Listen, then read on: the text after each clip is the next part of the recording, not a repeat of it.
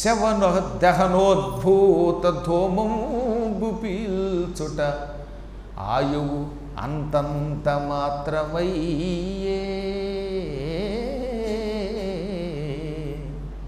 శాస్త్రం ఏం చెబుతున్నదంటే శవాల మీద నుంచి వచ్చే పొగ పీల్చకూడదు, ఆయుక్షీణం అవుతుందన్నమాట. ఎట్టి పరిస్థితుల్లో శ్మశానం మీద నుంచి వచ్చేటటువంటి పొగని పదే పదే పీల్చడం ద్వారా మనిషికి రోజు రోజుకి ఆయుక్షీణం అవుతుంది. అదే హోమధూమం అయితే ఆయువును పెంచుతుంది. అందుకే ఎప్పుడు యజ్ఞములు జరుగుతున్న చోట మనం కూర్చోవాలి. హోమధూమం ఉన్నదుందే అది చాలా మంచిది. చితాధూమం ఆయుక్షీణం, హోమధూమం ఆయుర్వృద్ధిని ఇస్తాయి. ఆయనకి తెలుసు, అయినా ఉద్యోగ ధర్మం, అందువల్ల క్రమంగా ఆయనకి తెలియకుండానే దగ్గు రావడం మొదలుపెట్టింది. శరీరంలో జవసత్వాల్లో కొంచెం మార్పు రావడం మొదలుపెట్టింది. ఒక్కొక్కప్పుడైతే చిన్నపిల్లలు చచ్చిపోతే ఈ పిల్లల్ని తీసుకొచ్చిన తల్లులు తండ్రులు ఆ శ్మశానంలో గుండెలు బాదుకుని అయ్యో పుత్ర లేక పుత్రి అని ఏడుస్తూ ఉంటే అవి చూసినప్పుడల్లా ఈయనకి గుండె బేజారెత్తిపోయేదట. రోహితుడే గుర్తుకొచ్చేవాడు. ఒక్కొక్కప్పుడు భార్యకి దూరమైన భర్త, భర్తకి దూరమైన భార్య గొల్లుమని ఏడ్చేవారు. అందరూ ఏడవరులేండి, కొంతమంది పోతే పోయాడులే అని ఆనందిస్తారు. రోజు ఏడిపించే మొగుడు తెస్తే భార్య పైకి ఏడ్చినట్టు నటించినా అమ్మాయ పోయాడ్రా బాబు రేపటి నుంచి స్వేచ్ఛ అనుకుంటుంది అనుకోదా. రోజు వీడు ఇంట్లోకి వచ్చి ఏడిపిస్తున్నాడు. మరి ఒక్కరోజు పురాణానికి వెళ్ళడు, ఎప్పుడు ఇంట్లో కూర్చుని పెళ్ళాన్ని ఏడిపిస్తూ ఉంటే ఆవిడ గొళ్ళు మండదు. అలాంటి వాళ్ళని పక్కన పెడితే ఆత్మీయతతో బతికే దంపతులు ఉంటారు మహానుభావులు మీలాంటి వాళ్ళు. అలాంటప్పుడు వాళ్ళు ఏంటంటే ఎప్పుడు పక్కపక్కనే ఉండాలని కోరుకుంటారట. దురదృష్టవశాత్తు భార్యని ప్రేమించే భర్తకి ఆ భార్య దూరమైన, భర్తని ప్రేమించే భార్యకి భర్త దూరమైన వాళ్ళు తట్టుకోలేరు. అలా తట్టుకోలేక గుండెలు బాదుకుని ఏడుస్తూ ఉంటే రాళ్ళు కరిగిపోయినట్టు అయిపోయేది ఆయనకి. అందువల్ల ఎన్ని దృశ్యాలు చూశాడో, కాలం అంటే ఏమిటో తెలిసింది ఆయనకి. ఆయువు తీరకుండా చచ్చిపోయే చిన్నపిల్లలు, ఒక్కొక్కప్పుడు చిన్నపిల్లల కంటే ముందు పోయేటటువంటి పెద్దలు, లేక పెద్దల కళ్ళ ముందు పోయే పిన్నలు, భార్య కళ్ళ ముందు పోతున్న భర్త, భర్త కళ్ళ ముందు పోతున్న భార్య, లేక అన్నదమ్ములు పోయి తక్కిన సోదరులు, సోదరీమణులు పోయి తక్కిన సోదరీమణులు, వీళ్ళంతా ఏడవడం చూశాడు ఆయన. ఏం రాశారండి అందులో, అద్భుతంగా రాశారు. ఇవి అందుకే శ్మశానం దగ్గరికి వెడితే మానవ జీవితం అంటే ఏమిటో తెలుస్తుందట. కొద్ది రోజుల పాటు శ్మశానంలో ఉంటే మనిషి బండబారిపోతాడు, ఆధ్యాత్మిక లక్షణం బాగా వస్తుందన్నమాట. అందుకే శ్మశాన వైరాగ్యం అని పేరు. శ్మశాన వైరాగ్యం, ప్రసూతి వైరాగ్యం, పురాణ వైరాగ్యం అని వైరాగ్యాలు 3. పురాణ వైరాగ్యం అంటే ఏమిటనమాట, పురాణంలో ఏదైనా చెబుతున్నప్పుడు విని ఇంకా రేపటి నుంచి ధర్మంగా ఉందాం, అన్నీ మానేద్దాం, రేపటి నుంచి రోజు పురాణానికి 6 వచ్చేద్దాం అనిపిస్తుంది అనమాట. ఒక్కసారి నేను స్వస్తి అన్నాక మళ్ళీ లేవడంతో పక్కవాడిని తోసుకెళ్ళిపోయి ప్రసాదం తీసుకుపోతాడు, మళ్ళీ మర్చిపోతాడు ఇంటికి వెళ్ళాక. ఇంత పూర్వం అనుకుంటాడు అనమాట వాడు, ఏమైనా రేపటి నుంచి జాగ్రత్తగా ఉంటాను, రేపు ఏమైనా మళ్ళీ పురాణాన్ని కడతాను, లేక మంచి పనులు చేస్తాను. ఇందులో ఉన్న కాసేపు ఏమనిపిస్తుంది అనమాట, మంచి పనులే చేద్దాం, నరకం ఉందిట, స్వర్గం ఉందిట, అంచేత పవిత్ర కార్యక్రమాలు చేసి నరకానికి పోకుండా ఉందామని ఎంతో అనుకుంటారట పాపం. అప్పుడు ఉద్వేగం వస్తుందన్నమాట. ఇక్కడున్న కాసేపు అప్పుడప్పుడు కాశీ గురించి చెప్పినప్పుడు ఏమైనా అక్టోబర్లో గురువుగారితో కాశీ వెళ్ళిపోదాం అనిపిస్తుంది. ఇక్కడి నుంచి బయటికి వెళ్ళాక ఆయన అలాగే చెబుతాడు, కాశీకి వెళ్ళినా ఒకటే, కాటికి వెళ్ళినా ఒకటే అంటాడు మళ్ళీ. అంటే ఏమిటనమాట, ఈ పురాణం విన్నప్పుడున్న ఉద్వేగం మళ్ళీ బయటికి వెళ్ళాక ఉండదు. అందుకని పురాణ వైరాగ్యం ఇది తాత్కాలికమే. ఇక ప్రసూతి వైరాగ్యం అంటే ఆడపిల్లలు ఎవరైనా ప్రసవ వేదన పడుతున్నప్పుడు, పిల్లల్ని కనడానికి బాధపడుతున్నప్పుడు, వాళ్ళకి సిజేరియన్ ఆపరేషన్ జరుగుతున్నప్పుడు పక్కన ఆడపిల్లలు చూసి అబ్బా పిల్లల్ని కనడం ఎంత కష్టమా, అబ్బబ్బా రామ రామ రామ పెళ్లి చేసుకోకూడదు బాబు, పిల్లలు కనకూడదు బాబు అనిపిస్తుందిట. కానీ మళ్ళీ మామూలే భర్త మళ్ళీ వీళ్ళకి ఏమే సంతానం కావాలనగానే సంతాన ప్రాప్తి కోసం అన్నీ మర్చిపోతారట. అసలు ఇంతెందుకు, ఒక పిల్లాంటి కన్నాడు మళ్ళీ రెండో పిల్లాంటి కనడానికి సిద్ధమైపోతుంది. ఆ ప్రసూతి వైరాగ్యం అక్కడితో పోతుందన్నమాట. ఆ కాసేపే ఆ బాధన, ఆ బాధ పోయాక మళ్ళీ మామూలు అయిపోతారు. ఎప్పుడు అవే గుర్తుంటే మనం బతకలేము. కాబట్టి పురుడు పోసుకుంటున్నప్పుడు ఆ పురిటి కష్టం చూసిన వాళ్ళకు కూడా ఇక పిల్లల్ని కనకూడదని కాసేపు తాత్కాలిక వైరాగ్యం వస్తుందే, ఆ వైరాగ్యం తర్వాత నిలబడకుండా ఉంటుందే, దానిని ప్రసూతి వైరాగ్యం అంటారు. ఇక శ్మశాన వైరాగ్యం, శ్మశానంలో ఎవడన్నా తెచ్చినప్పుడు కూడా వెళ్ళినప్పుడు ఎంతే మన జీవితం, ఇవాళ ఉంటాను రేపు పోతాం, ఎన్ని పురాణాలు చెప్పినా ఆయన్ని ఇక్కడే పడుకోబెట్టేస్తారు అనిపిస్తుంది అనమాట. కానీ మళ్ళీ ఆవిడ ఇంటికి రాగానే ఏం చేసావు, దెబ్బకాయ పచ్చడా అంటాడు. ఆ కాసేపు శ్మశానంలో ఉన్నప్పుడు చెయ్యి ఏమి తిండి, ఏమి సుఖం, ఏమీ లేదు అనుకుంటాడా. మళ్ళీ ఇంటికి రాగానే ఆ శ్మశాన విషయం మర్చిపోతాడు. మర్చిపోతే బతకలేడు వాడు. ఆ కాసేపు ఆ దుఃఖం అలా అనిపిస్తుంది అనమాట. ఎన్నో పర్యాయాలు చాలామందిని చూసాం కదా మనందరం కూడా. పోయారండి, ఏమీ లేదండి జీవితం, చివరికి పోక తప్పదండి, మన శరీరం కూడా కాలిపోతుందండి. ఈ కాలిపోయే శరీరానికి పులిహార ఏమిటి, దద్దోజనం ఏమిటని మళ్ళీ ఇంటికి రాగానే పులిహార చేసావా అంటాడు. అలా అనకపోతే జీవించడం అనమాట. కనుక దాన్ని ఏమన్నారు, శ్మశాన వైరాగ్యం అన్నారు. ఈ 3 వైరాగ్యాల్లో ప్రస్తుతం ఈయన్ని శ్మశాన వైరాగ్యం పట్టుకుని క్రమంగా బండబారిపోయాడు. ఒకనాడు అతడికి రాత్రివేళ గాఢంగా నిద్రపట్టింది. శ్మశానానికి వచ్చాక కాటికాపరి అయ్యాక ఆయనకి అసలు నిద్రే లేదు. ఎప్పుడు నిద్రపోతున్నాడో ఎప్పుడు మెలకుగా ఉంటున్నాడో తెలియదు. ఆ డ్యూటీ అటువంటిది, ఎవడన్నా చెప్పిపోడు కదా. అందువల్ల దాంతో సరైన నిద్ర లేకుండా ఉన్న ఆయన ఒకసారి కలత నిద్రపోయాడు. ఆ కలత నిద్రలో ఒక భయంకరమైన కల వచ్చింది. ఆ కలలో ఈయన బ్రతికుండగానే ఎవరో గొరగొర పట్టుకొచ్చి శ్మశానంలో పారవేసినట్టు, శ్మశానంలో ఈయన కాటికాపరి అయినట్టు, ఇంతలో ఈయన కొడుకు చచ్చిపోయినట్టు, కొడుకుని పావుగాటు వేయటం వల్ల చచ్చిపోయినట్టు, అప్పుడు ఆ కొడుకుని భార్య తీసుకొచ్చి శ్మశానంలో పెట్టినట్టు, తీరా ఆ పిల్లవాడిని తగలబెట్టడం కోసం భార్య అటు ఇటు తిరుగుతుంటే తానే స్వయముగా ఈ పిల్లవాడిని తగలబెట్టడానికి వీలు లేదు, కాటి సుంకం కట్టు అని కట్టుకున్న భార్యని బాగా ధిక్కరించినట్టు, తిట్టినట్టు, ఆవిడ కూడా శవదహనం చేయకుండా నిరాకరించినట్టు, చివరికి వాడు తన కొడుకుని తెలిసినట్టు, దాంతో తాను దుఃఖించి ఆత్మహత్య చేసుకున్నట్టు, ఆత్మహత్య చేసుకున్న వెంటనే యమకింకరులు వచ్చి ఈ ప్రాణాన్ని తీసుకుపోయి, ఎరా కాటికాపరి నిన్ను కొనుక్కున్నాడు, వాడు రుణం తీర్చకుండా శ్మశానంలో ఆత్మహత్య చేసుకుంటావా, రారా అని కొన్ని వేల సంవత్సరాలు నరకానికి తీసుకెళ్ళి చితక్కొట్టినట్టు, చివరికి భూలోకంలో ఒక దరిద్రపు జన్మెత్తినట్టు కలొచ్చింది. ఆ చిట్ట చివరికి వచ్చేసరికి ఉలిక్కిపడి లేచాడు. ఓరి బాబు ఇదేమిట్రా అని చూస్తే ఆయన మళ్ళీ శ్మశానంలోనే ఉన్నాడు. ఓరి నాయనో, ఇంచుమించుగా తెల్లవారుజామున 2 అవుతోంది, ఇది 2, 3 మధ్యలో ఇలాంటి కళ వచ్చిందేంటి, కొంపతీసి ఈ కళ నిజమవ్వదు కదా, నా కుమారుడే ఈ శ్మశానానికి రాడు కదా, ఇంత సత్యం మీద నిలబడిన నాకు ఈ దురవస్థ వస్తుందా అని వణికిపోయాట ఆయన. కలలో కూడా కుమారుడు చచ్చిపోయాడు, వాడిని తగలబెట్టాల్సి వస్తుంది, వాడి దగ్గర కూడా సుంకం వసూలు చెయ్యాలి అని ఒక ఊహ రావడం ఆయనకి ఇష్టం లేదు. ఇప్పుడు అది ఏమవుతుందో అని భయం పట్టుకుందిట. భవిష్యత్తులో ఏం జరగబోతోందో ఇప్పుడు దేవుడు నాకు చూపించాడు అనుకున్నాడు ఆయన. పుత్రశోకం మహాకష్టం కష్టాత్ కష్టతరం క్షుధా. లోకంలో భయంకరమైన కష్టాలు కొన్ని ఉన్నాయి, శోకాల్లో కల్లా గొప్ప శోకాలు కొన్ని ఉన్నాయి. అందులో తండ్రి బ్రతుకుండగా కుమారుడు పోవటం ఉన్నదే ఆ పుత్రశోకం, అది మహాకష్టమట. ఆ కష్టాన్ని తండ్రి తట్టుకోలేడు, తల్లి తట్టుకోలేదు. మేము బతికొండగానే కుమారా నువ్వు పోయావా అని గుండెలు బాదుకుని ఏడుస్తారు. అటువంటి కష్టం ఎవరికీ రాకుండా భగవంతుడు అనుగ్రహించుగాక. అంతకంటే కష్టం కష్టాత్ కష్టతరం క్షుధ. ఆకలి ఇంకా భయంకరమైనది. కొడుకు చచ్చిపోయాడని ఏడుస్తున్నప్పుడు కూడా కాసేపు ఉన్నాక ఆకలి తట్టుకోలేక గిజగిజలాడిపోతుంది. అందువల్ల ఆకలి మరింత బాధాకరమైనది. కాబట్టి ఆకలి, పుత్రశోకం ఈ 2 మానవులకి రాకూడదు అనుకున్నాడు ఆయన. ఇలా ఆయన అనుకుంటూ ఉండగా సంవత్సర కాలం గడిచిపోయింది. 12 నెలల కాలం శ్మశానంలో గడిపాడు హరిశ్చంద్రుడు. ఈ 12 నెలలు గడవడానికి ఆయనకి ఎలా కనిపించిందో తెలుసా, అక్కడ రాశాడు. 12 నెలలు ఆయన ఇంత చేసి శ్మశానంలో గడిపితే ఈ 12 నెలలు గడిచే కాలం 1000 ఏళ్ళు గడిచినట్టు అనిపించింది ఆయనకి. కష్టాల్లో ఉన్నప్పుడుందే కాలం గడిచినట్టు అనిపించదు, ఒక సెకను ఒక యుగంలో అనిపిస్తుంది. అందుకే 12 నెలలు గడిచిందా, చూడ్డానికి నాకు 1000 యుగాలు గడిచినట్టు 1000 ఏళ్ళు గడిచినట్టు అనిపిస్తోంది. రామచంద్ర ఇంకా ఎంతకాలం గడవాలనుకున్నాడు పాపం ఆయన. ఈలోపు అక్కడ ఒకనాడు కాలకౌశికుడి భార్య ప్రొద్దుటే రోహితుణ్ణి పిలిచింది. రేపు మా ఇంట్లో అమావాస్య పితృకార్యం ఉంది. ఈ పితృకార్యానికి దర్భలు కావాలి, సమిధులు కావాలి, అరటాకులు కావాలి. దగ్గరలో ఉన్న అడవికి వెళ్ళి, ఈ కాశీ దగ్గర ఉన్న అడవిలోకి వెళ్ళి ఆకులు, చితుకులు ఇవన్నీ తీసుకురా అని తోటి పిల్లలతో పాటు పంపింది. కుర్రాడు పొద్దుటే వెళ్ళాడు. అక్కడ ఒక చోట మంచి బాదం చెట్టు ఉన్నాయి. ఆ బాదం చెట్టుకి ఆకులు ఉన్నాయి. ఈ పండుటాకులు కోసి కింద వేసి వాటిని ఆకుల కింద కొడదామనే ఉద్దేశంతో ఆకులు కోయడానికి ప్రయత్నించాడు.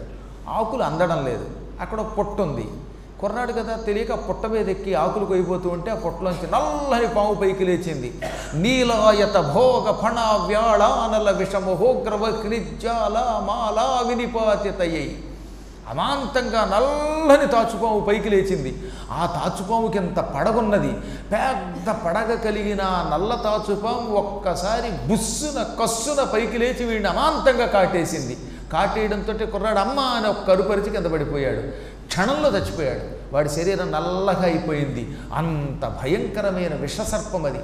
ఆ విషసర్పం కాటుకి మళ్ళీ కిక్కురు మనకుండా పడి చచ్చిపోయాట కుర్రాడు. తోటి పిల్లలు భయపడిపోయారు. పరుగున వచ్చారు. వాళ్ళ అమ్మ దగ్గరకు వచ్చారు. అమ్మ చంద్రమతి, నీ కొడుకు పాము కాటు తిన్నాడు, బతికాడో చచ్చాడో తెలియదు, వాడిని మేము మొయ్యలేక అక్కడ వదిలేసి వచ్చాం, నువ్వు వెళ్ళి నీ కొడుకుని చూసుకో అన్నారు.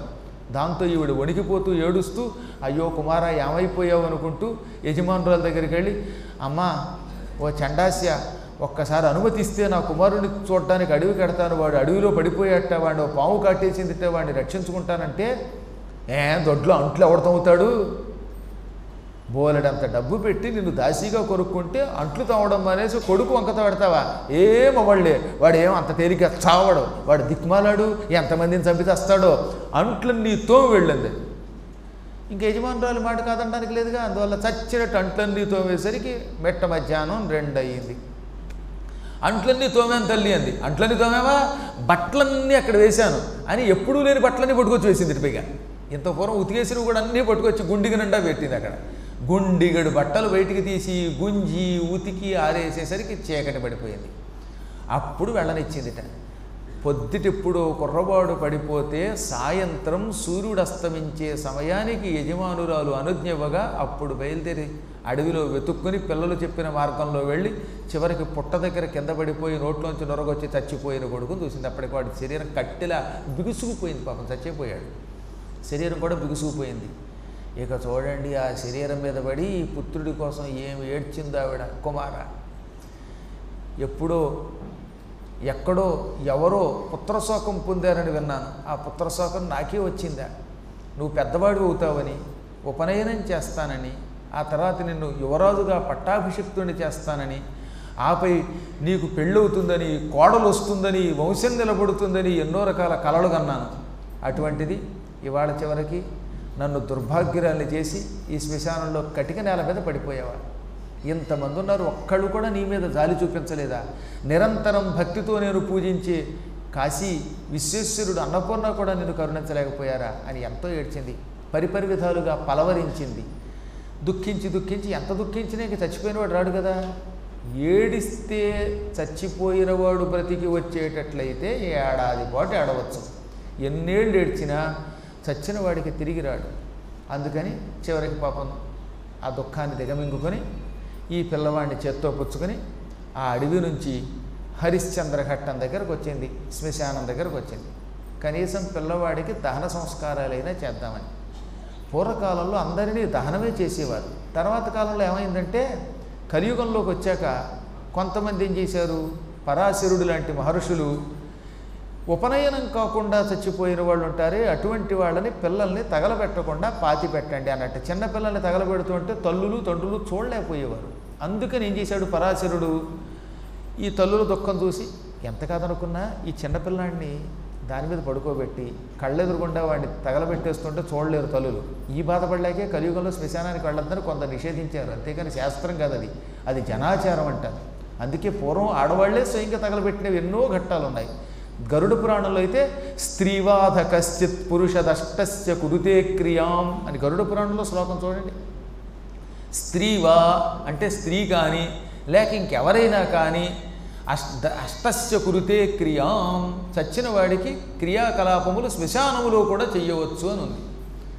కాకపోతే ఎందుకని కొందరు పెద్దలు వద్దన్నారు, దానికి ఒక ఔచిత్యం లేకపోలేదు. పెద్దలు ఊరికే చెప్పరు. ఇప్పుడు ఆడవాళ్ళకి సహజంగా అంటే పూర్వం ఆడవాళ్ళని ఉండేవారు కదా స్త్రీలు, పాప వాళ్ళకి కరుణ ఎక్కువ ఉండేది. వాళ్ళు ఎప్పుడు కఠినంగా ఉండలేకపోయేవారు. అందుకని శ్మశానానికి వెళ్ళాక ఈ పిల్లవాడిని వాళ్లే తగలబెట్టాలంటే వాళ్ళకి బాధ. పాతి పెట్టినట్టయితే కొంతవరకు నయం, కానీ మరీ బొత్తిగా నిప్పు పెట్టాలంటే సున్నిత హృదయురాళ్ళైన వాళ్ళు ఏడ్చేవారు, చచ్చిపోయేవారు. తర్వాత శ్మశానంలో ఉన్న బేభత్స దృశ్యం ఇవన్నీ చూశాక ఇంటికి వచ్చాక ఇంకా వాడు కాపురం చేయలేరు, అన్నం పెట్టలేరు, అన్నం తినలేరు. ఇవన్నీ ఎక్కువ బాధలు. మగవాళ్ళ కంటే ఆడవాళ్ళు కుసుమ కోమల హృదయాలతో ఉంటారు. అందుకని ఇవన్నీ దృష్టిలో పెట్టుకుని శ్మశానంలోకి నిషేధం కొందరు విధించారు. దానికి జనాచారం అని పేరు, శాస్త్రం కాదు. అందుకే కృష్ణుడు శాస్త్రీయమో జనాచారమో కార్యంబు వైరులకెరిగింపవలదుగా అని ఇది పోతన గారు భాగవతంలో దశమస్కంధంలో పద్యంలో రాశారు. కృష్ణుడు ఒకప్పుడు నందాదులతో మనం ఒక పని చేసే ముందు ఇది శాస్త్రీయమా లేక జనాచారమా తెలుసుకుని చెయ్యాలి. శాస్త్రీయమైతే ఇంకా దాన్ని మార్చడానికి లేదు, చెయ్యాలి. జనాచారం అంటే జనులు ఎవరో ఒకళ్ళు ఆచరిస్తే ఇంకొకళ్ళు దాన్ని ఆచరించడం మొదలు పెడితే అప్పుడు దాన్ని తోసి రాదనవచ్చు. జనాచారాన్ని కావాలంటే విడిచిపెట్టచ్చు, ఎందుకని దానికేం ప్రమాణం లేదు కనుక. అలాంటి జనాచారములు ఎన్నున్నాయో ఈ యుగంలో. ఉదాహరణకి హారతి ఇచ్చాను దేవుడికి, ఇచ్చిన తర్వాత నీరాజనానంతరం శుద్ధాచమనం కుర్యాత్ అంటే ఎక్కడ వెయ్యాలది? దేవుడి మీద పొయ్యాలి అని బృహస్పతి యొక్క మంత్రశాస్త్రం, బార్హస్పత్య స్మృతిలో. కానీ అందరూ ఎక్కువ ఏం చేస్తారు, ఆ నీళ్లు తిప్పి హారతి పాత్ర మీద వేస్తారు. దానికి గల కారణం ఏమిటి? ఏ వెండి పాత్రలోనో హారతి ఇచ్చినప్పుడు ఆ వెండి పాత్ర బాగా కాలిందిట, కాలిందని తట్టుకోలేక ఒక ఆయన దాని మీద నీళ్లు పోసేట. ఓహో ఈయన పోసాడు కనుక వెండి పాత్ర మీద నీళ్లు, ఇక మీదట మనం హారతి అయిన తర్వాత నీళ్లు గిరగిరా తిప్పి పాత్ర మీద పొయ్యాలని ఇంకోటి ఎవడో దాన్ని చూసి అనుకరించాడు. ఇదనమాట గతానుగతికో లోక అంటే. కానీ మంత్రశాస్త్రాలన్నీ ఏం చెబుతున్నాయి? ఆ నీళ్లు తిప్పిన తర్వాత నీరాజనానంతరం దేవుడి మీద పొయ్యాలి అని, దేవుడికి ఆ ఉష్ణత వల్ల వచ్చేటటువంటి తీవ్రత తొలగించాలి అని శాస్త్రం. ఇలా జనాచారాలు ఎన్నున్నాయో లెక్కలేదు, అవి ఎక్కడుంటాయో తెలియదు, ఏ పురాణాల్లో ఉండవు. నేను ఎంత కష్టపడి చిన్నప్పటి నుంచి ఇన్ని పురాణములు, ఇన్ని ఇతిహాసములు, ఇన్ని ఉపనిషత్తులు కంఠస్థం చేసిన, ఇన్ని మంత్రశాస్త్రాలు అపోసరి పెట్టిన ఎక్కడ కనపడినవి ఎన్నో చోట జరుగుతూనే ఉంటాయి. మళ్ళీ ఆత్మస్థుతి కోసం చెప్పుకున్నారో గురువుగారు అనుకోకండి, కొన్ని కొన్ని సందర్భాలు ఆత్మస్థుతి కాదు, ఇంత పరిశోధన చేసాము సుమా అని చెప్పడానికి చెప్పి తీరాలి. ఆత్మస్థుతి చేయటం ఏమిటి? ఉట్టి చవటం నాకేం రాదు అని చెబితే మీరు వింటారా? వినరు కదా. ఒక ఆయనకు ఉద్యోగం కావాలండి, నేను ఎంఏ గోల్డ్ మెడలిస్ట్ని, పిహెచ్డీ చేశాను, నాకు ఇంత సర్వీస్ ఉంది అంటే ఉద్యోగం ఇస్తారా? నేను సన్నాసిని, నాకు అక్షరం ముక్క రాదు, పనికి మాలినాడిని, నాకు ఉద్యోగం ఉండంటే ఇస్తారా? ఎవరు కదా. కాబట్టి అప్పుడప్పుడు బాబు నేను చదువుకున్నాను అనాల్సిందే ధర్మ సందేహాలు తీర్చేటప్పుడు. అందువల్ల చెబుతున్న మాట ఏంటంటే జనాచారములు కూడా ఉండేవి. పూర్వం మాత్రం వాళ్ళంతా వాళ్ళే తగలబెట్టేవారు. అందుకే ఆమె ఆ పిల్లవాడిని వెంట పెట్టుకు వచ్చింది అక్కడికి. ఈతడికి దహన సంస్కారం చేయటానికి ఏం చేద్దామని చూస్తుంటే అక్కడ శ్మశానంలో ఓ చోట కట్టెలు కనపడ్డాయి. ఆ కట్టెలు పేర్చింది, దాని మీద పిల్లవాడిని పడుకోబెట్టింది.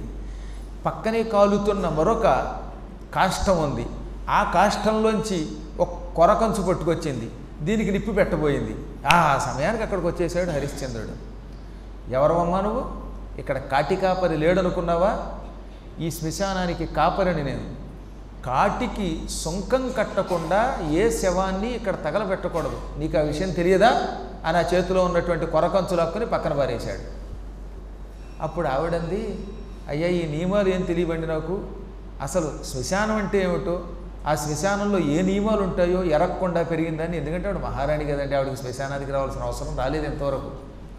అక్కడ ఏ కార్యక్రమాలు జరుగుతాయో దానికి ట్యాక్సులు ఉంటాయని ఆవిడకి ఏం తెలుసు పాపం. కొత్త ప్రదేశానికి వెళ్ళినప్పుడు అక్కడ ఏం చేయాలో అంత తేలిగ్గా తెలియడం. నేను 2006లో అంటే 12 ఏళ్ల క్రితం మొట్టమొదటిసారి అమెరికా వెళ్ళినప్పుడు నాకేం తెలిసేది కదా. అక్కడ అమెరికా అంటే అమెరికా అనుకుని తీరా వెళ్ళిపోయాను. తీరా వెళ్ళిపోతే అక్కడేమో బాత్రూంలోకి వెళ్ళిన తర్వాత ఆ బాత్రూంలో ఇన్ని రోజులు చేసిన ప్రయాణానికి దబ దబ దబ దబ ఒక డబ్బా పుచ్చుకుని, ఒక చిన్న ప్లాస్టిక్ డబ్బా ఉంది, ఆ డబ్బాతోటి వేడి వేడి నీళ్లు పుచ్చుకుని నెత్తి మీద పోసుకుని స్నానం చేశాను. 5-6 బకెట్లు పోసుకుని ఆ తర్వాత రుద్దుకుందాం అనుకుంటే ఈ నీళ్లు దిగట్లేదు. ఇదేంట్రా ఇన్ని నీళ్లు పోసుకున్నాను నీళ్లు దిగట్లేదు, తూము పొడిగిపోయిందని చూస్తే అసలు ఆ బాత్రూంలో తూమే లేదు. ఎంత వెతికినా కాలితో తడివి తడివి తడివి తూము లేదు. తూము ఉంటే పొడుద్దాం ఉంటే కిందకి నీళ్ళు వెళ్ళడానికి ఉండాలి కదా. అప్పుడు గుర్తుకొచ్చింది నాకు, అమెరికాలో మనకు వల్లే నేల ఉండదు, అదంతా చెక్క. ఒక్క తొట్టిలోనే అద్దాల తొట్టిలో స్నానం చేయాలి. ఒక గ్లాసులు ఉంటాయి అడ్డంగా, ఆ గ్లాసు మూసుకుని లోపల చెయ్యాలి. ఒక్క తొట్టిలో మాత్రమే నీళ్లు దిగడానికి తూ ఉంటుంది, మిగతా చోట తూ ఉండదు. చచ్చి చెడి మొత్తం నీళ్ళన్నీ తీసి తుడిచి నానాయాత్రపడి ఏమో గంటేస్తారేమో అని. ఎందుకు చెప్తానంటే మొదటిసారి కొన్ని ప్రాంతాలకు వెళ్ళినప్పుడు కొన్ని కష్టాలు ఉంటాయి. ఇప్పుడు అనుకోండి ఏకంగా 12 ఏళ్లుగా రెగ్యులర్గా వెడుతున్నాను కనుక 2 నెలలు ఉంటున్నాను కనుక ఏమీ ఇబ్బంది లేదు. ఇప్పుడు ఒక అదృష్టం ఏంటో తెలుసా, నా శిష్యులు అసంఖ్యాకంగా తయారయ్యారు కనుక ప్రతి ప్రాంతంలో చక్కగా మడి కట్టుకుని మగవాళ్ళు కూడా వండుతున్నారు. నేల మీదే కింద అరిటాకులు వేసి వడ్డిస్తున్నారు. ఇప్పుడు అరిటాకులు కాలిఫోర్నియాలో అరిటాకులు బాగా దొరుకుతాయి. అసలు అక్కడెక్కడని కాదు, దొరకని చోట కూడా గురువుగారు వస్తున్నారని ముందు నుంచే చక్కగా అరిటాకులో అవేవో రకరకాల ఆకులో తెచ్చిపెడుతున్నారు. ఇప్పుడు చాలా మార్పు తెచ్చిపెట్టాం మాబోటి వాళ్ళం వెళ్ళిన తర్వాత. ఇప్పుడు నిజం చెప్పాలంటే అమెరికా మన ఆంధ్రప్రదేశ్ కంటే కూడా బాగా ఆచార సంపన్నమైనటువంటి దేశంగా మారింది. కావాలంటే చూడండి, మీకు వచ్చి ఓసారి మంచి మంచి ఆలయాలు తయారయ్యాయి, పురాణాలు బాగా సాగుతున్నాయి. మీరు చూస్తారు కదా, చాలామంది విన్నవాళ్ళు ఉన్నారు. 2 నెలల పాటు అమెరికాలోనే చెప్పిన పురాణాలన్నీ యూట్యూబ్లో ఉన్నాయి ఇప్పుడు, అవునా?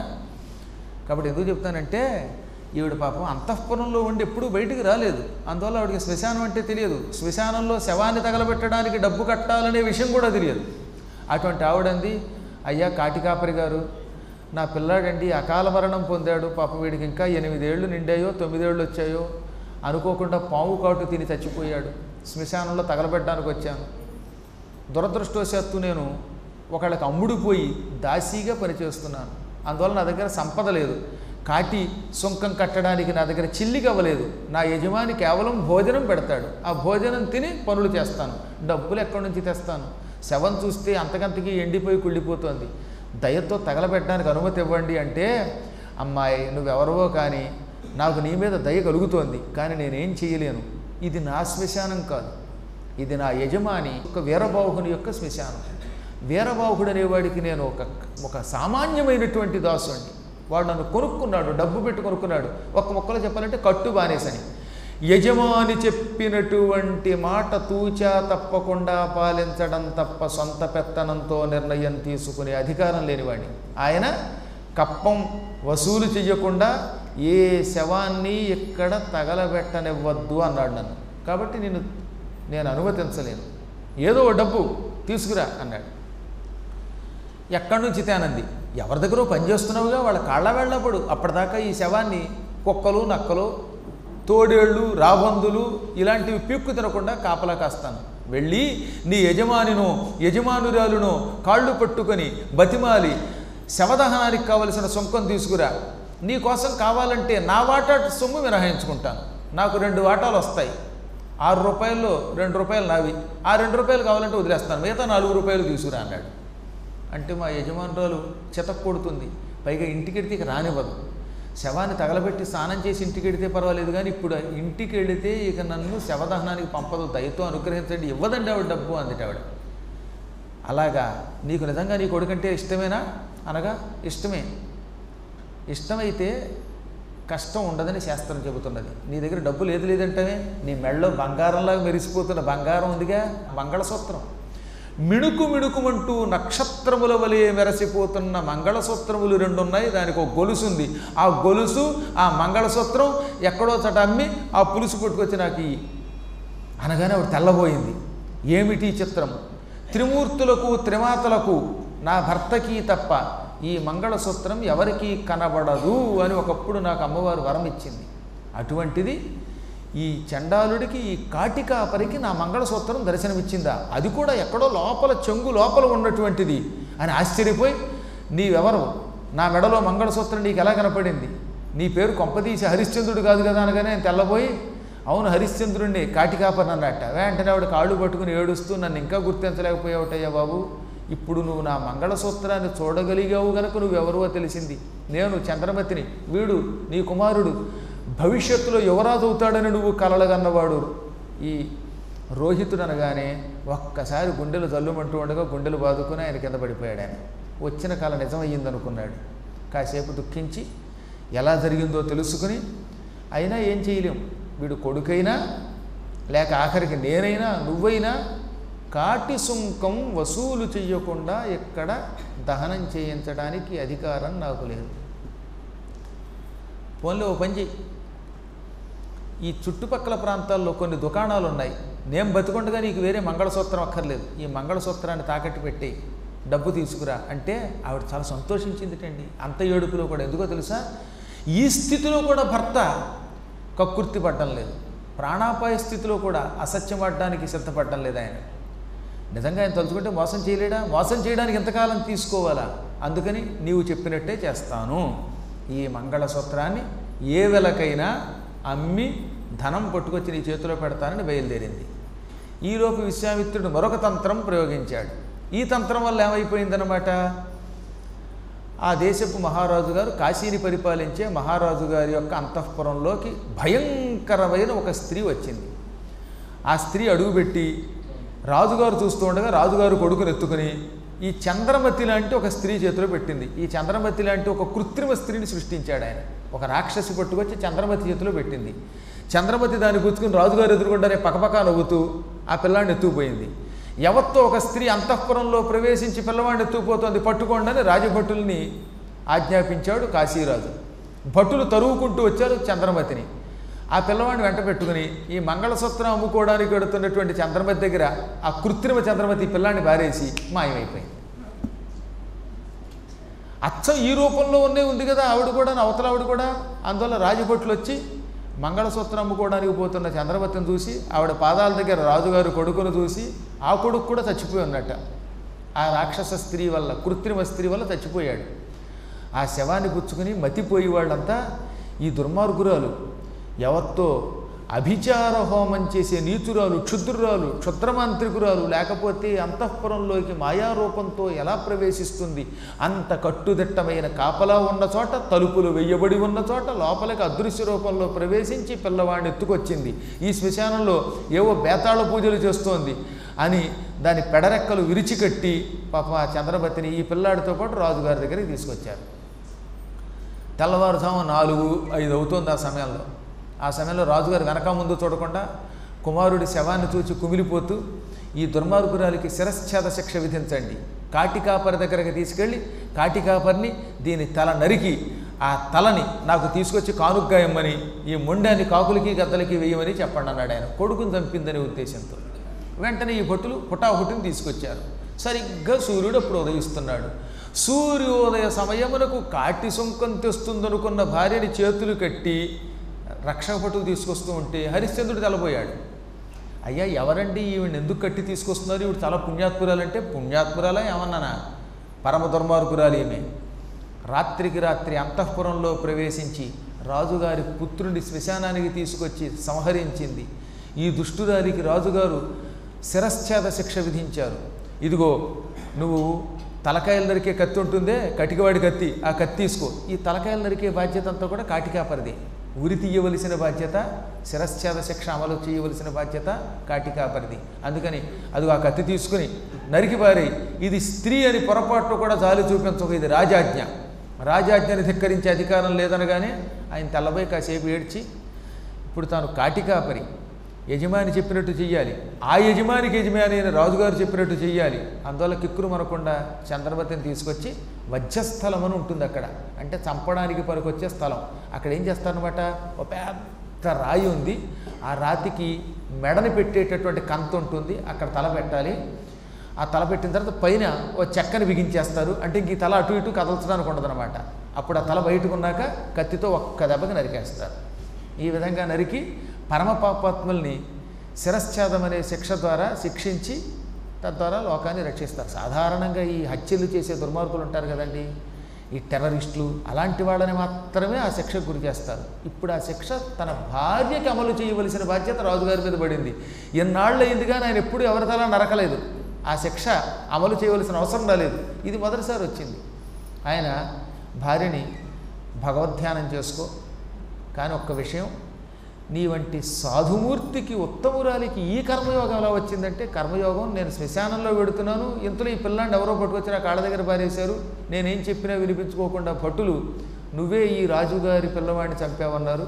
ఇవన్నీ కూడా భగవత్ పరీక్షలు. మీరు మాత్రం నిర్భయంగా ధర్మాన్ని నిలబెట్టండి, తల నరికేయండి అంది. ఆయన వెంటనే పరమేశ్వర, నిత్య సత్యం మీద నిలబడి చివరికి కట్టుకున్న పెళ్ళాన్ని కూడా చంపుతున్నాను, కుమారుడికి దహన సంస్కారాలు చేయలేకపోయాను, ఈ భార్యను చంపుతున్నాను, ఈమెను చంపిన పాపం నుంచి, పిల్లవాడిని సరిగ్గా చూసుకోలేని పాపం నుంచి నన్ను రక్షించు అని కళ్ళు మూసుకుని కత్తెత్తే సమయానికి విశ్వామిత్రుడు పరిగెత్తుకుంటూ వచ్చి, ఏమయ్యా హరిశ్చంద్ర, నీకు ఏమన్నా బుర్ర ఉందా, ఎందుకు నీకు ఈ సత్యం, నీ సత్యనిష్ట నీకు కూడు పెట్టిందా, గూడిచ్చిందా, నీళ్ళిచ్చిందా, సత్యాన్ని నమ్ముకున్నావు, చివరికి ఎందుకు పనికి రాకుండా కాటికాపరి అయ్యావు, ఆ సత్యం కోసం కట్టుకున్న పెళ్ళాన్ని నమ్మావు, సత్యం కోసం కొడుకుని బలి తీసుకున్నావు, చివరికి సత్యం కోసం భార్యను చంపుతావా, స్త్రీ హత్య చేస్తావా, నా మాట విను, ఈ సత్యం పలకను అన్నావంటే చాలు నీ భార్యని నేను వదిలిచేలా చేస్తాను, రాజుగారికి నచ్చ చెప్పి నీ పెళ్ళాన్ని విడిచిపెడతాను, చచ్చిన నీ కొడుకుని బతికిస్తాను, నీకు ఈ కాటికాపరిగా ఉన్న కొలువు నుంచి విముక్తి కలిగిస్తాను, నా మాట విను, ఒక్క మొక్క పలుకు, అసత్యం ఆడతాను అంటే నా భార్య చచ్చినా నే చచ్చినా సృష్టి సర్వనాశనమైనా తల్లకిందులైనా ఇచ్చిన మాట తప్పను, సత్యమే నాకు దైవం, సత్యాన్నాస్తి పరోధర్మ సత్యాన్నాస్తి పరంతప అన్నట్టు. అప్పుడు కూడా ఆయన చివరికి విశ్వామిత్రుడు ఓడిపోయాను రా బాబు, నీకు పుణ్యం ఉంటుంది వదిలే అన్నట్ట. నువ్వు ఓడిపోయావో నెగ్గావో నాకు సంబంధం ఉంటాయి బాబు, ఇది నా డ్యూటీ, నా బాధ్యత, నా విధి నిర్వహణ అని కత్తెత్తి మీరు తప్పుకోండి అన్నాడు. అప్పుడు ఆయన హడిలిపోయి, ఓ త్రిమూర్తులారా మీరైనా వచ్చి ఈ పాపకార్యం నుంచి ఈ హరిశ్చంద్రుణ్ణి నన్ను కూడా విముక్తుని చెయ్యండి, ఈ హరిశ్చంద్రుణ్ణి అసత్యమాడిస్తాను బాబోయ్ అని పలికి వశిష్ఠునితో పోటీ పెట్టుకుని నేనే ఈ తంట అంతా తెచ్చానని ప్రార్థించగానే టక్కన అక్కడ ఒకేసారి బ్రహ్మ విష్ణువు శివుడు ముగ్గురు ప్రత్యక్షమయ్యారు. హరిశ్చంద్రుడి చేతిలో కత్తెగిరిపోయింది. ఆ సమయంలో చంద్రమతికి ఉన్నటువంటి బంధనం కూడా తెగిపోయింది. అప్పుడు హరిశ్చంద్రుడు ఆశ్చర్యపోయి హృత్కోటర గుహాసీనం వాసుదేవం సురేశ్వరం అనాది నిధనం బ్రహ్మ కృష్ణం పీతాంబరం శుభం. ముందుగా వాసుదేవుణ్ణి స్తుతించాడు. నా హృదయం అనే గుహలో నివసించే ప్రభు నీకు నమస్కారం. భగవంతుడు ఎక్కడున్నాడు? హృదయం మధ్యలో ఉన్నాడనమాట. ఈ హృదయం ఎక్కడుంది? నిరంతరం నీలోనే ఉంది. హృదయమేమో నీలో ఉంది, నీవేమో హృదయంలో ఉన్నావు. అలాంటి నీకు నమస్కారం. అంతటా వ్యాపించి అన్నీ నీలో ఉంచుకునేవాడివి కనుక నిన్ను వాసుదేవుడు అన్నారు. వాసుదేవుడు అంటే అర్థం ఏమిటనమాట? అంతటా ఉంటాడు ఆయన. ఇక్కడ అక్కడ అనే తేడా లేకుండా ప్రతి ప్రాంతంలో నిరంతరం వ్యాపించి ఉంటావు. నీలో సమస్త లోకాలు ఉన్నాయి. అందువల్ల నిన్ను వాసుదేవుడు అన్నారు. అటువంటి వాసుదేవుడవైన నీకు నమస్కారం. సకల దేవతలకి అధిష్టాన దేవతవి, దేవతలకి ప్రభువువి, అటువంటి నీకు నమస్కారం. ఆది మధ్యాంతరహితుడివి నువ్వు. ఒక వ్యక్తిని చూడగానే ఇదిగో ఈయన కాళ్ళు, ఇది మధ్య, ఇది అంతం అని చెప్పచ్చా లేదా? పద్మాకర్ గారు ఉన్నారు ఎదురుగుండా, పాదాలు కనపడుతున్నాయి కాబట్టి అది ఆది. నడుముని సంస్కృతంలో మధ్య అంటారు. ఈ తలకాయ, ఈ పైన ఇంకా నాకేం శరీరం లేదు కనుక అంతం. ఈ విధంగా ఒక రూపమునకు ఆది మధ్య అంతములని మూడు ఉంటాయి. కానీ నీవు సర్వవ్యాపకుడువు గనక ఏది మొదలో ఏది మధ్యో ఏది చివరో తెలియదు. అందుకని ఆది మధ్యాంతరహితుడవన్నారు నిన్ను. అటువంటి నీ కొరకు నమస్కారం. ఈ బ్రహ్మ రూపంలో ఉన్నది నీవే, పరమేశ్వర రూపంలో ఉన్నది నీవే, త్రిమూర్తుల రూపంలో అనేక కార్యములు నిరంతరం చేస్తున్న మహాత్ముడివి. అటువంటి నీకు నమస్కారం. పరబ్రహ్మస్వరూపుడవైన నీకు నమస్కారం. శ్రీకృష్ణ పరమాత్మగా సమస్త లోకాలని ఎప్పటికప్పుడు ధర్మ సంస్థాపనతో రక్షిస్తున్న నీకు నమస్కారం. పీతాంబరం, పసుపు పచ్చని అంబరమును ధరించిన నీకు నమస్కారం. పీత అంటే పసుపు, అంబరం అంటే వస్త్రం, పీతాంబరం అంటే పసుపు పచ్చని బట్ట. మనం ఎలా అయితే తెల్లబట్టో ఇంకో ఎర్రబట్టో కడుతూ ఉంటామో ఆయన ఎప్పుడు ఎక్కువగా సాధ్యమైనంత వరకు పసుపు పచ్చని వస్త్రం కడతాడు. అందుకని అప్పటి నుంచి ఆయన్ని పీతాంబరుడు, పీతాంబరధారి అన్నారు. అటువంటి నీకు నమస్కారం. సర్వలోకాలకి శుభమును కలిగించే నీకు నమస్కారం అని వాసుదేవుణ్ణి స్తుతించాడు. ఆ సమయంలో స్మిత మధురానన శ్రీరమ్యు, ఆయన ఎంత అందంగా ఉన్నాడు అంటే శ్రీ మహావిష్ణువు చిరునవ్వుతో ఉన్నాడు.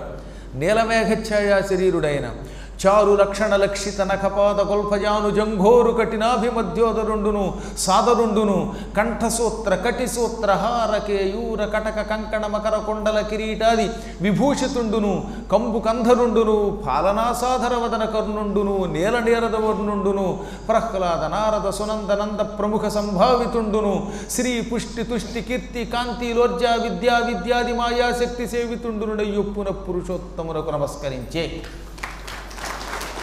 ఆ పురుషోత్తముడు ఎలా ఉన్నాడు ఆయన అప్పుడు అంటే శుభలక్షణములతో ఉన్నాడు, అందంగా ఉన్నాడు.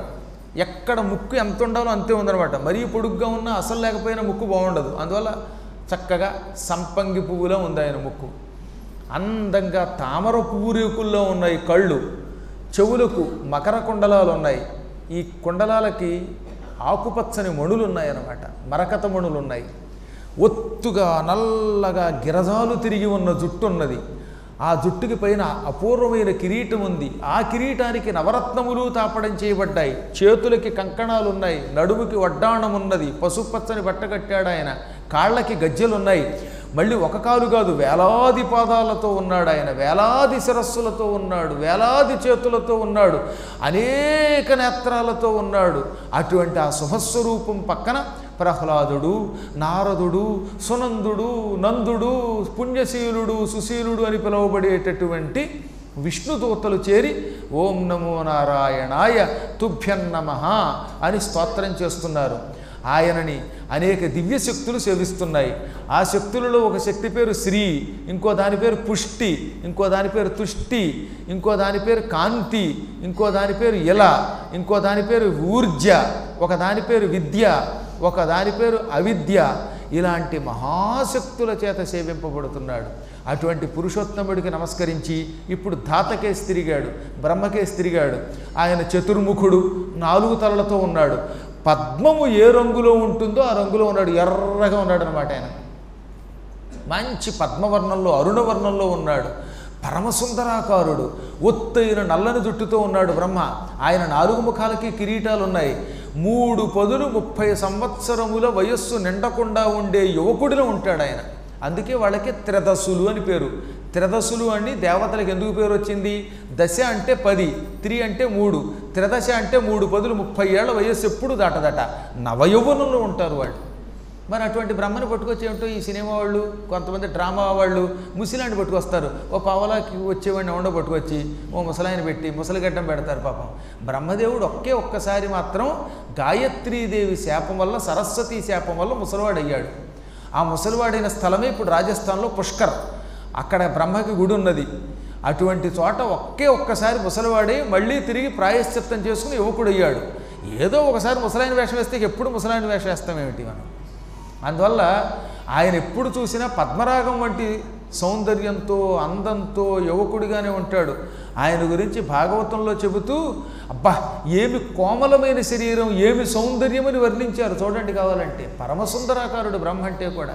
అసలు లోకంలో ముగ్గురు అందగాళ్ళు, ఒకడు బ్రహ్మ, ఒకడు విష్ణువు, ఒకడు శివుడు. మళ్ళీ ఆ ముగ్గురు తర్వాత నేను ఒక్కడిని మిగిలానే కానీ ఇక ఎక్కడ అంత అందగాడు దొరకరనమాట. అందులో బ్రహ్మగారేమో ఎర్రగా ఉంటాడు, విష్ణువేమో నీలంగా ఉంటాడు. ఈ బ్రహ్మని కూడా మహాత్మా నువ్వు సమస్త లోకాలని సృష్టించే పుణ్యాత్ముడివి, అటువంటి నీకు నమస్కారం, హంసవాహనం మీద ఎక్కి తిరిగే నీకు నమస్కారం అని పరిపరి విధాలుగా బ్రహ్మని స్తుతించాడు. ఇప్పుడు ఈశ్వరుడికేసి తిరిగాడు.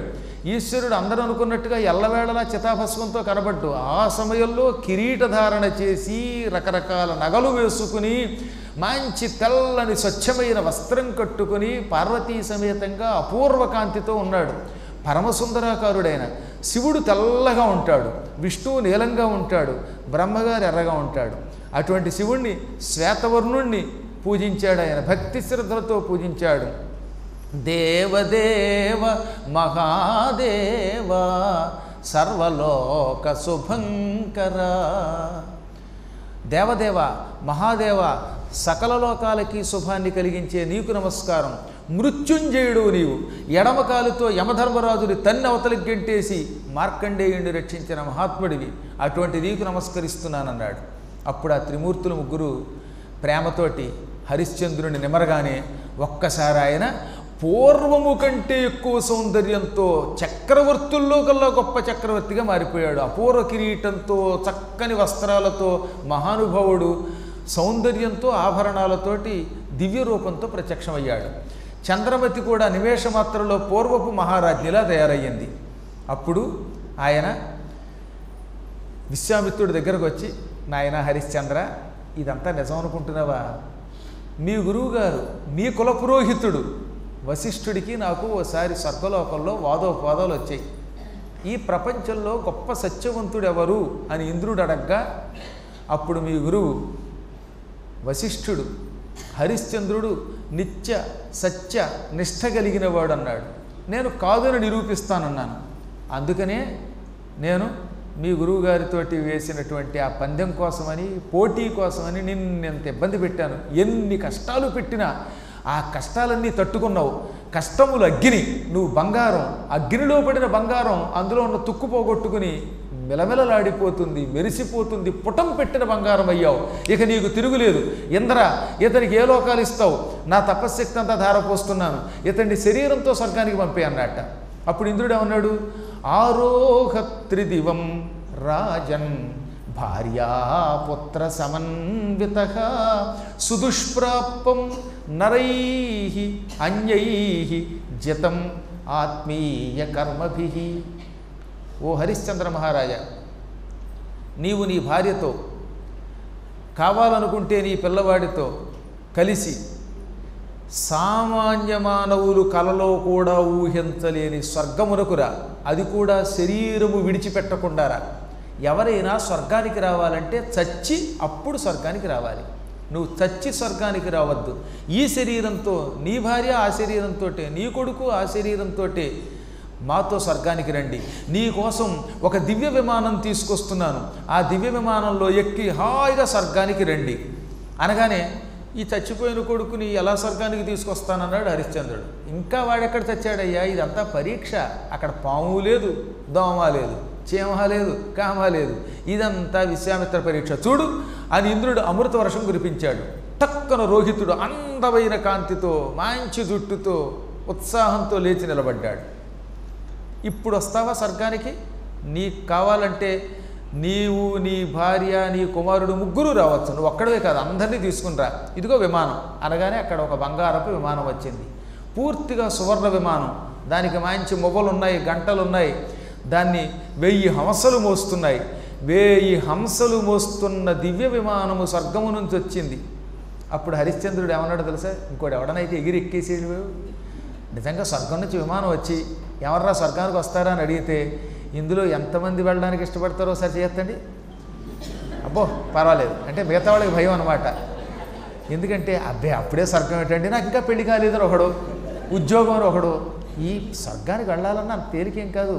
ఆయన ఏం విమానం పంపినా ఎంతమంది పెడతారు? వెళ్ళేవాడు కొంతమందినే ఉన్నారన్నమాట. వాళ్ళకి వెనక ముందు చూడకుండా అందులోకి ఎక్కేస్తారు, విమానానికి వెళ్ళిపోతారు పాపం. ఎందుకంటే ఏమో ఈ అవకాశం చేజార్చుకుంటే తర్వాత స్వర్గం ఎక్కడొస్తుందో నమ్మకం లేదు కదా. ఇవాళ స్వర్గం వస్తుందంటే అంత తేలికేం కాదు. ఈ కలియుగంలో మానవులకి అంత తేలికేం కాదు. స్వర్గం అంటే మహాపాపాలు చేసి చేసి చేసి ఏ నరకానికి పోతారో తెలియదు. అందుకని అవకాశం వస్తే చేజార్చుకోకుండా వెళ్ళడానికి ఇష్టపడేవాళ్ళు చాలామంది ఉంటారు. కానీ చాలా కాలం క్రితం ఒకానొక నక్క ఓ శ్మశానంలో ఎముక నక్కుంటుందట పాపం. నక్కలు ఎప్పుడూ కూడా ఎముకలే నక్కుంటాయి. అని ఆ ఎముక నోట్లో పెట్టుకుని నాక్కుంటుంది. అది మీరు చక్కగా మామిడి పండు నాక్కున్నట్టుగా. ఎంతలో అక్కడికి ఒక యోగీశ్వరుడు వచ్చాడు. ఆయనకి జాలేసింది. పాపం వెర్రినక్క, ఎంతో కాలం నుంచి ఈ ఎముక నాక్కుంటోంది, ఎంత పాట్లు పడినా ఎముకలోంచి ఏమొస్తుంది దానికి, దీన్ని స్వర్గానికి పంపించి దీన్ని అనుగ్రహిద్దాం అనుకుని నక్కని పిలిచాడు. ప్రొఫెసర్ నక్కారావు నక్కారావు అనగానే నక్కగారు వచ్చి మీరెవరండి అంటే నేను ఒక యోగిని, చాలా గొప్పవాడిని, నువ్వు నక్కలు జన్మెత్తి నానాయాతన పడుతున్నావు, నక్కలు బొక్కలు వెతుకును అన్నారు, పాపం వెతుక్కుంటున్నావు, పాపం నాకు నీ మీద జాలి కలిగింది, నిన్ను శరీరంతో స్వర్గానికి పంపిద్దాం అనుకుంటున్నాను, స్వర్గానికి వెడతావా అన్నాడు. అంటే పాపం నక్కకి స్వర్గం అంటే ఏం తెలుస్తుంది మరి? అందుకని నక్క బుర్రగొక్కుని కాలుతోటిలా బుర్రగొక్కుని వాట్ ఈజ్ మెంట్ బై స్వర్గ అంది. దానికి కూడా కొంచెం ఇంగ్లీష్ వచ్చిందిలేండి, కాన్వెంట్లో చదివింది చిన్నప్పుడు. అందుకని అందుకే స్వర్గం అంటే ఏమిటి అంది. స్వర్గం అంటే ఏమిటో తెలిస్తే కానీ స్వర్గానికి వెళ్ళదు కాదు. అందుకని ఈయనేమన్నాడు, దానికి అర్థమయ్యేలా చెప్పడానికి, స్వర్గం అంటే ఏమని చెప్పమంటావు, స్వర్గంలో ఆకలి దప్పిక ఉండవు, హాయిగా ఆరోగ్యంగా ఉండొచ్చు అన్నాడు ఆయన. అంటే స్వర్గంలో ఆకలి ఇదా అండి, దాహం వెయ్యదా అండి అంది. అబ్బెబ్బే స్వర్గంలో ఆకలి దప్పిక ఉండవే అన్నట్ట. అయితే స్వర్గంలో ఎముకలు నాకు ఒక్కర్లేదా అండి అంది. అసలు ఆకలి ఉండదు దప్పిక ఉండదంటే ఎముకలు ఎక్కడి నుంచి వస్తాయి? అసలు స్వర్గంలో ఈ దరిద్రం శ్మశానాలు ఎముకలు ఉండవు, అక్కడంతా ఆనందమే అనగానే ఏమిటి స్వర్గంలో ఎముకలు ఉండవా? ఆహాహా, ఎముక దగ్గరికి వెళ్ళి ఆ కుళ్ళిన ఎముకని నోట్లో పెట్టుకుని అని నాక్కుంటూ ఉంటే స్వర్గానికి బెత్తిడి దూరంలో ఉన్నట్టుంది నాకు. ఆ స్వర్గం ఏదో ఉందంటావు, అక్కడ ఎముకలు ఉండవన్నావు, ఎముకలు నాక్కోవడానికి వీలు కాని దరిద్రం స్వర్గం నాకు వద్దు పో అనేది. అప్పుడు ఆయన ఏమన్నాడు అనమాట, నక్క ఎక్కడ, నాకలోకం ఎక్కడ అన్నాడు. నాకలోకం అంటే స్వర్గం, నాగ కాదు గాకు. కొంతమంది ఈ మధ్య నక్కెక్కడ, నాగలోకం ఎక్కడ అంటున్నారు. నాగలోకం పాతాళంలో ఉంది, నాకము అంటే స్వర్గం, నాకలోకం అంటే స్వర్గలోకం. కాబట్టి నక్కెక్కడ, దానికి ఆ నాకలోకం ఎక్కడా అని ఒక సామెత పుట్టిందనమాట. నక్కని పంపిస్తా ఉన్నా స్వర్గానికి వెళ్ళదు. అలాగే కొంతమంది ఉంటారు, అబ్బే మాకెందుకండి, అరండల్పేటలో 2 ఇళ్ళు ఉన్నాయి నాకు, అద్దెలు ఎవరు వసూలు చేసుకుంటారని ఒకళ్ళు, మా అమ్మాయికి పెళ్ళవ్వాలని ఒకడు, అబ్బాయికి పెళ్ళవ్వాలని ఒకళ్ళు, కూర్చునేవాళ్ళు ఎక్కువ ఉంటారు. కానీ హఠాత్తుగా స్వర్గానికి వెళ్ళిపోవాలంటే ఎన్ని పాటలో. నిజంగా చెబుతున్నాను నేను. అలా నేను చాలా కాలం క్రితం ఓ దృశ్యం చూశాను కాబట్టి చెప్తున్నాను. నేను హిమాలయ పర్వతాల్లో తపస్సుకు పోయినప్పుడు ఒక యోగీశ్వరుడు ప్రత్యక్షమే అక్కడికి వచ్చిన వాళ్ళలో ఒకడిని నిన్ను స్వర్గానికి పంపిస్తానంటే, అలా ఎలాగండి, నాకు మంచి కారు ఉందండి, ఆ కారు కొడుక్కి రాయివ్వాలి, మళ్ళీ ఇళ్ళు ఉన్నాయి అవన్నీ రాయాలి, వీలునామా రాయకుండా వచ్చాను, మీరు ఒక వీలు కల్పిస్తే వీలునామా రాసి అప్పుడు వస్తానన్నాడు. వీలునామా రాసేదాకా యోగీశ్వరుడు అక్కడ కూర్చుని, రానాయన అందరికీ అన్నీ అప్పగించి అప్పుడు వస్తే నేను స్వర్గానికి పంపుతానంటాడా. ఈ వీలు లేదు పొమ్మన్నాడు, ఇక మళ్ళీ ఆయన కనపడలేదు. అలాంటి వాళ్ళు ఉంటారు. ఇప్పటికి కూడా హిమాలయాలలో మహాయోగులు ఉన్నారు. నేను పూర్వజన్మ సుకృతం వల్ల అయితేనే చిన్నప్పుడు కొంతకాలం అక్కడికి పోవటం వల్ల, సాధనకి పోవటం వల్ల చూశాను అటువంటి వాళ్ళని. వాళ్ళ ఎల్లవేళలా కనపడరు, అరుదుగా కనపడతారు. వాళ్ళు కనపడ్డారా ఇంకా మన జాతకం మారిపోతుంది. నేను తిన్నగా ఉండగా ఉన్నాను, వాడు రానంటున్నాడు నన్ను పంపేయండి అంటే, నిన్నెలా పంపుతాను ఆయన, గుంటూరులో వాళ్ళు సంపూర్ణ పురాణాలు అప్పగించారు, అవన్నీ చెప్పుకురాన్నారు. నిజంగానే నేను వెళ్ళిపోదాం అనుకున్నానండి. నా 8వ ఏట ఎంతో బతిమాలితే, నీకు ఇంకా చాలా పని ఉంది నాయన, నువ్వు వెళ్ళాలి, పురాణాలు చెప్పాలి. ఏనాడో చెప్పిన మాట ఇది. నేను ఎప్పుడు అతిశయోక్తి చెప్పను, ఉన్నదొరగా చెప్పవలసి వస్తుంది. అందుకని కొన్ని సందర్భాల్లో కొన్ని యోగ రహస్యాలు చెప్పాలి. అందువల్ల ఎందుకు చెప్తానంటే, ఎంతో సుకృతం ఉంటే కానీ వెళ్ళే అవకాశం ఉండదు. వస్తే దాన్ని మనం కాదనుకుంటే అది రాదు. అందువల్ల జ్ఞానులు ఏం చేస్తారన్నమాట, మీలాంటి పుణ్యాత్ములు అయితే మారు మాట్లాడకుండా ఎక్కేసి వెళ్ళిపోతారు. కానీ హరిశ్చంద్రుడు ఏమన్నాడో తెలుసా, ఎలా పెడతామండి, దేవరాజ్ఞ అననుజ్ఞాత దేవరాజా అననుజ్ఞాత. ఓ దేవరాజా, ఓ ఇంద్ర, అననుజ్ఞాత స్వామినా శపచేనవై. దేవరాజా అండంలో దేవతలకి రాజు గనక నీకు ధర్మాలు తెలుసు. నువ్వు నన్ను విమానం ఎక్కి స్వర్గానికి రమ్మన్నావు. నేను వచ్చేస్తే ఎలాగా, నన్ను ఒక కాటి కాపరి కొనుక్కున్నాడు, ఆయన నా యజమాని. యజమానికి చెప్పకుండా ఆయనకి డబ్బు కట్టి రుణ విముక్తుడిని కాకుండా స్వర్గానికి వెడితే అది మహాపాపం, అంతకంటే ఘోర నరకం లేదు. కాబట్టి ఆగత్యా నిష్కృతింతస్య నారోచ్యేహం సురాలయం. ఆయనకి రుణ విముక్తి అవ్వకుండా ఆయన నన్ను కొనుక్కున్నాడు కనుక ఆయన చేత అవుననిపించుకుని ఆయన డబ్బు వడ్డీతో కట్టకుండా నేను స్వర్గానికి వస్తే నిష్కృతి ఉండదు. నేను రాను, మా యజమాని రావాలి. ఆయన ఎక్కడున్నాడో కనపడ్డంలా. ఈ మధ్యన నా యజమాని కనపడ్డంలా. ఆయన వచ్చాక ఆయన కాళ్ళు పట్టుకుని ఒప్పించాక స్వర్గానికి వెళ్ళాలి. కానీ కుప్పించి నేను అందులో దూకి విమానంలో వెళ్ళకూడదనగానే టక్కున అక్కడ ధర్మదేవత యమధర్మరాజు ప్రత్యక్షమయ్యాడు. ప్రత్యక్షమయ్యి, ఇంకా నీ యజమాని ఎవడో నన్ను గుర్తించలేదా అని టింగం చూస్తూ ఉండగా యజమానిగా కాటికాపరిగా మారి మళ్ళీ యముడిగా మారేట. తెల్లబోయాడు ఈయన. అయితే కాటికాపుర రూపంలో, చండాలుడి రూపంలో వచ్చింది, నన్ను కొనుక్కున్నది నువ్వా అన్నట్ట. అవును ఆయన, నిన్ను పరీక్షించడానికి విశ్వామిత్రుడు మమ్మల్ని అందరినీ గెంటాడు, పావుల కింద వాడుకున్నాడు. ఇదిగో యమధర్మరాజునైన నేనే చండాల రూపంలో కాటికాపరి అయి నిన్ను కొనుక్కొని ఈ కష్టాల పాలు నిన్ను చేశాను. నువ్వు పట్టుకొచ్చింది కళ్ళు కాదు, యోగామృతం, సత్యామృతం అన్నట్ట. మరి మా ఆవిడ కూడా దాస్య విముక్తురాలు అవ్వాలి కదా, అవ్వకుండా వెళ్ళకూడదు కదా అంటే, మీ ఆవిడెక్కడా, నేనే అని చూస్తుండగా ఎదురుగుండా ఉన్నటువంటి కాలకౌశికుడు శివుడైపోయాడు. శివుడు కాలకౌశికుడు అంటే కాలకౌశికుడు రూపంలో అక్కడికి వచ్చింది శివుడు. ఆయన భార్య చండాస్య అనే పేరుతో అంత క్రూరంగా ప్రవర్తించినవాడు సాక్షాత్తు జగన్మాత పార్వతి. అప్పుడప్పుడు అమ్మవారు కూడా అలా పీడిస్తుంది. అందుకే మిమ్మల్ని ఎప్పుడైనా గురువుగారు చెడవాడా తిడితే సంతోషించండి, ఎందుకంటే మీ గురువుగారి రూపంలో పరీక్షించేవాడు దత్తాత్రేయుడు. ఈ విధంగా పార్వతీ పరమేశ్వరులే ఆవిడను కొనుక్కున్నారు. పావు రూపంలో కాటు వేసిన వాడు మెడలో ఉన్న వాసుకి. ఇదంతా మా యొక్క భ్రమ, మేము కల్పించిన లీల. ఇది ఒక గొప్ప నాటకం. ఈ నాటకంలో నువ్వు నెగ్గావు అనగా ఇదంతా పరీక్ష అనగానే హరిశ్చంద్రుడు తెల్లబోయి, ఇంకేం రుణ విముక్తి ఉంది, రుణ విముక్తి అంటే రుణం ఏమిటి? విశ్వామిత్రుడు పరీక్షించాడు, యముడు తనను కొన్నాడు, పార్వతీ పరమేశ్వరుడు భార్యను కొన్నారు, పిల్లవాడిని కాటు వేసింది సాక్షాత్తు వాసుకి, మళ్ళీ బ్రతికించడానికి త్రిమూర్తులు వచ్చారు, సాక్షాత్తు దేవేంద్రుడు వచ్చి సశరీరంగా స్వర్గానికి రమ్మంటున్నాడు అనుకుని ఇంకొక్కటి ఉందన్నాడు. మళ్ళీ ఏమిటయ్యా ఎన్ని చెప్పినా ఏదో మెలి పెడతావు, మెలి లేకుండా నువ్వు పైకి రావా అంటే, ఎలా వస్తానండి, మీరు నన్ను పరీక్షించారు, కానీ ఇది పరీక్షను తెలిసినా తెలియకపోయినా నా అయోధ్యానగర పౌరులు నేనంటే ప్రాణం పెట్టారు. నేను అడవికి వెళ్ళిపోతుంటే నాతో వచ్చేస్తామన్నారు. హరిశ్చంద్ర మహారాజా నువ్వు ఎక్కడుంటే ఎక్కడ ఉంటామని కన్నీళ్లు పెట్టుకున్నారు. అయినా వాళ్ళందరినీ విశ్వామిత్రుడికి అంటగట్టి వచ్చా. నా పౌరులు నేను లేకపోతే ఉండలేరు. నా అయోధ్యానగర పౌరులందరినీ కూడా ఈ విమానంలో ఎక్కనిస్తే వీళ్ళని కూడా శరీరంతో స్వర్గానికి రానిస్తేనే వస్తాను, లేకపోతే రానన్నాడు ఆయన. ఆయన ఎంత మంచివాడు చూసారా మరి. నేను ఒక్కడే పోతాను ఐశ్వర్యం లేదు ఆయన. నాతో పాటు మా వాళ్ళకు కూడా ఇప్పుడు అర్థమైందా. అందుకే నేను నాతో పాటు భోజనం నాతో వచ్చిన వాడికి పెట్టాలో అని ఎందుకంటాను నేను. ఎందుకంటే నేను ఒక్కడే తినేస్తే అది ధర్మం అనిపించుకోదు. తనతో వచ్చిన వాళ్ళని చూసుకోకపోవటం కర్తవ్యం కాదు, ఎంత గొప్పవాడికైనా సరే.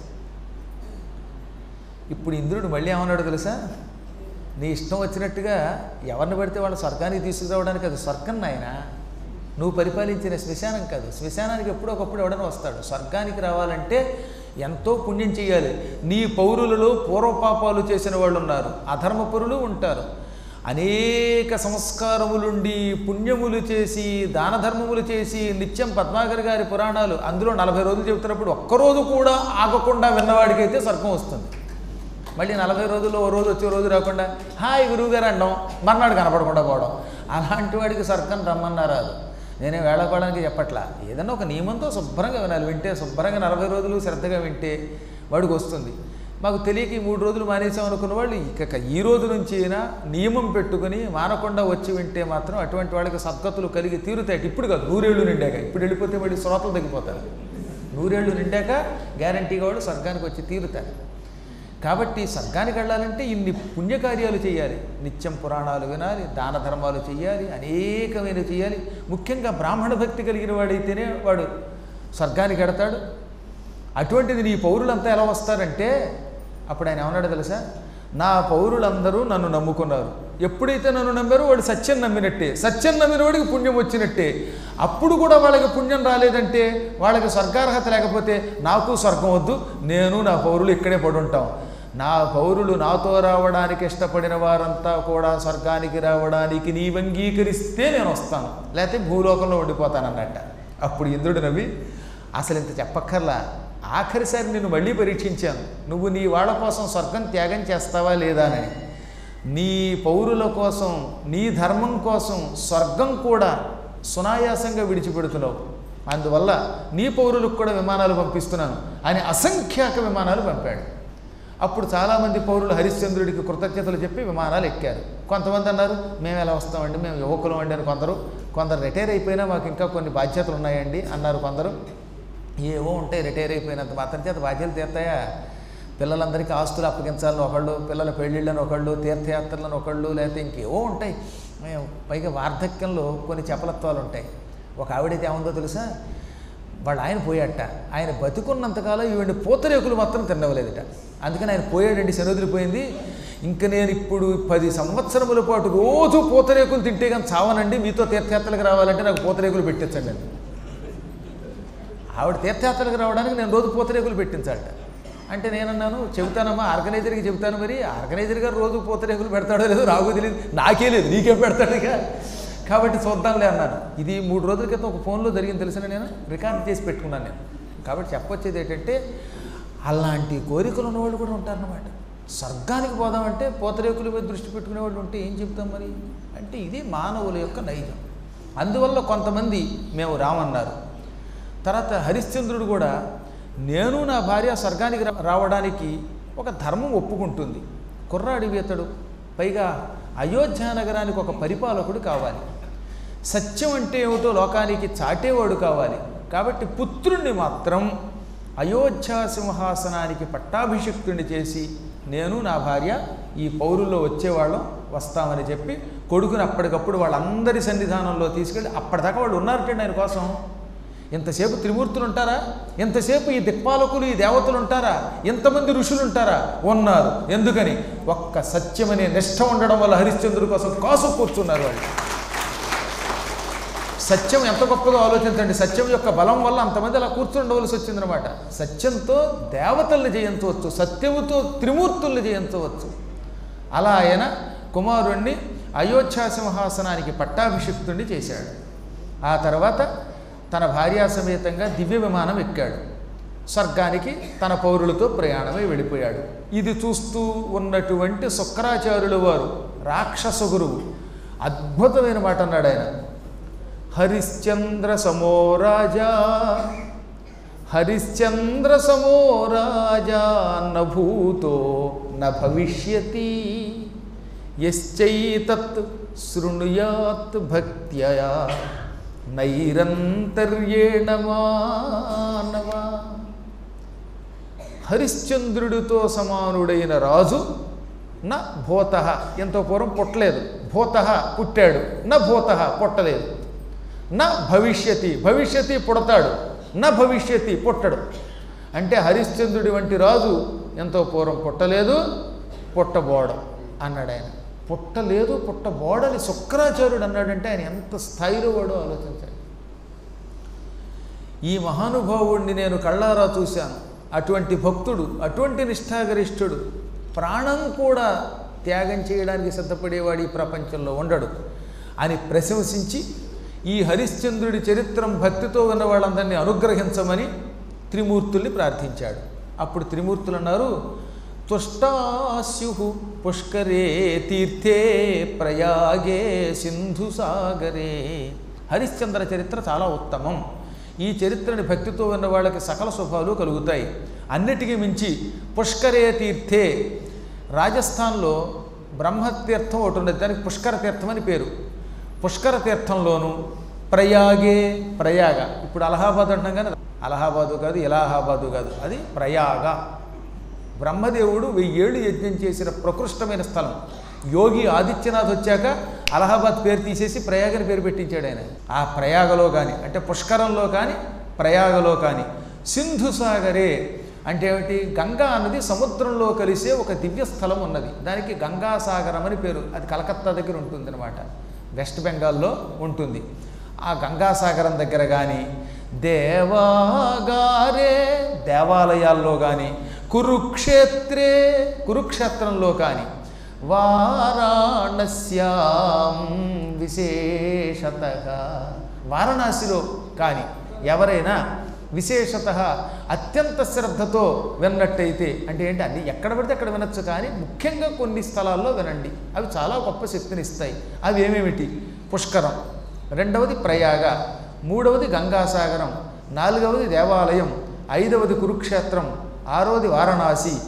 ఈ ప్రాంతములలో హరిశ్చంద్ర చరిత్ర విన్నటువంటి వాడు పొరపాటును కూడా పునర్జన్మెత్తడు, వాడికి శాశ్వత కైవల్యం లభిస్తుంది.